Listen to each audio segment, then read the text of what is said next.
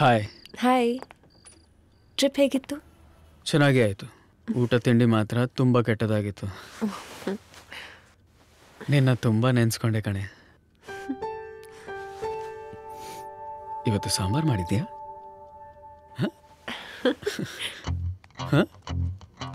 Pasta pizza ಎಲ್ಲ ಸಾಕಾಗೋಯ್ತು.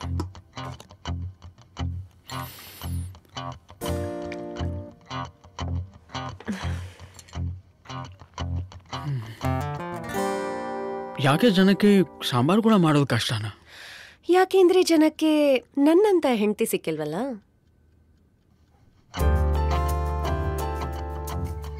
ನಿಜವಾದ ಸಾಂಬಾರ್ ಮಾಡಲು ನಿಜವಾದ ಪ್ರೀತಿ ಬೇಕು. ಅದಕ್ಕೆ ನಮ್ಮ ಸಾಂಬಾರ್ ಪುಡಿಯಲ್ಲಿರುವ ಅತ್ಯುತ್ತಮ ಸಾಮಗ್ರಿಗಳಿಂದ ನಿಮಗೆ ಸಿಗುವುದು ನಿಜವಾದ ರುಚಿ ಮತ್ತು ಪರಿಮಳಯುಕ್ತ ಸಾಂಬಾರ್. ಮಯ್ಯಾಸ್ ಸಾಂಬಾರ್ ಮಾಡುವುದಕ್ಕೆ ನಿಮಗೆ ಬೇಕಾಗಿರುವುದು ನಿಮ್ಮ ಪ್ರೀತಿ ಅಷ್ಟೇ.